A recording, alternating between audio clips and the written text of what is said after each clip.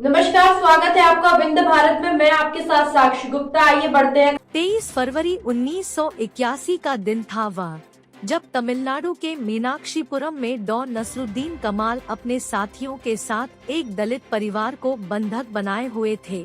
घर के सभी लोगों ने इस्लाम कबूल लिया था। घर के लोग ही क्यों, लगभग 1000 दलित धर्मांतरण करके जबरन मुस्लिम बनाए चुके थे।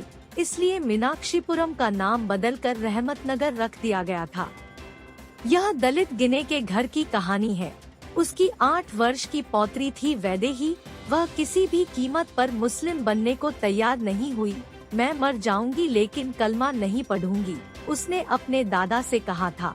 बाबा, आपने ही तो मुझे गायत्री मंत्र सिखाया था ना। आपने ही तो बताया था कि यह परमेश्वर की वाणी, वेदों का सबसे सुंदर मंत्र है। इससे सब मनोकामनाएं पूरी हो जाती है। फिर मैं उन लोगों का कलमा कैसे पढ़ सकती हूँ जिन्होंने मेरे सहपाठियों का कत्ल कर दिया, क्योंकि वे भी मुस्लिम नहीं बनना चाहते थे। हम ऐसे मजहब को कैसे अपना सकते हैं जिसे न अपनाने पर कत्ल का भय हो। मुझे तो गायत्री मंत्र प्रिय है, जो मुझे निर्भय बनाता है। बेटी, जीवन रहेगा तो ही धर्म रहेगा ना।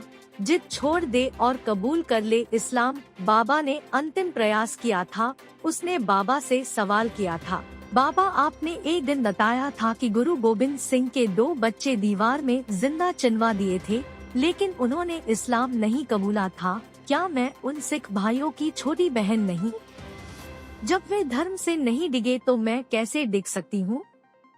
2 टके की लड़की कलमा पढ़ने से इनकार करती है। डॉ नसरुद्दीन कमाल के साथ खड़े मौलाना नूरुद्दीन खान ने उसके बाल पकड़ते हुए चूल्हे पर गर्म हो रहे पानी के टब में उसका मुंह डूबा दिया था। पानी भभक रहा था, इतना गर्म था कि बनती भाप धुएं के समान नजर आ रही थी। बालिका के चेहरे की चमड़ी निकल गई थी। एक बार ही डुबोते चीख पड़ी थी, भगवान मुझे बचा लो, तेरा पत्थर का भगवान तुझे बचाने नहीं आएगा।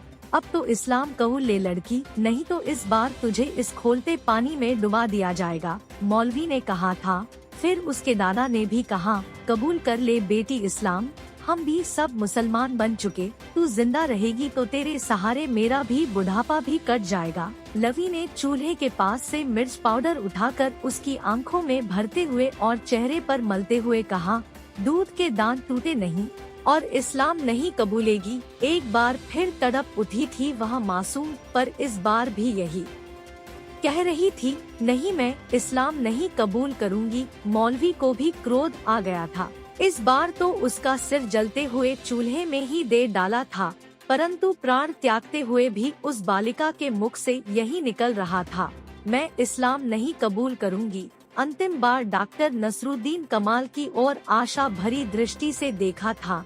मेरा धर्म बचा लो डॉक्टर साहब, पत्थर के भगवान नहीं आएंगे। आज से मैंने तुझे भगवान मान लिया। अब उसमें कुछ नहीं रहा था, वह तो मिट्टी बन चुकी थी। डॉ नसरुद्दीन कमाल भी तो धर्मांतरण करने वाले लोगों की मंडली में ही शामिल था, लेकिन उस बालिका ने पता नहीं उसमें क्या देखा कि विधर्मी से ही धर्म बचाने की गुहार लगा बैठी थी। उस असहाय बालिका का धर्म के प्रति दृढ़ निश्चय देखकर हृदय चीत्कार कर उठा था नसरुद्दीन कमाल का, या अल्लाह, ऐसे इस्लाम के ठेकेदारों से तो मर जाना अच्छा है।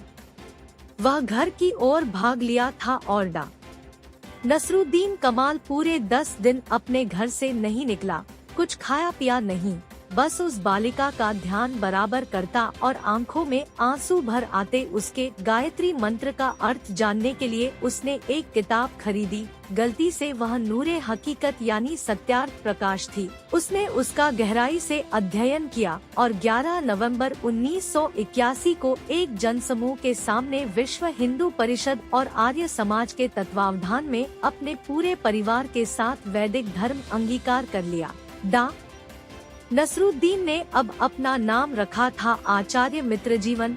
पत्नी का नाम बेगम नुसरत जहां से श्रीमती श्रद्धा देवी और 3 पुत्रियों शमीम, शबन और शीरीन का नाम क्रमशः आम्रपाली, अर्चना और अपराजिता रखा गया।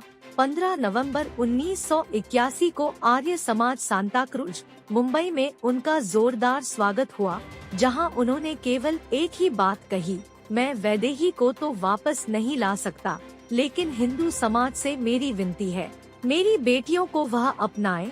वे हिंदू परिवारों की बहू बनेंगी तो समझूंगा कि उस पाप का प्रायश्चित कर लिया जो मेरी आंखों के सामने हुआ। हालांकि वह मैंने नहीं किया, लेकिन मैं भी दोषी था, क्योंकि मेरी आंखों के सामने एक मासूम बालिका की निर्मम। के लिए इतना ही। खबरों का सिलसिला लगातार जारी है, बने रहिए हमारे साथ। नमस्कार।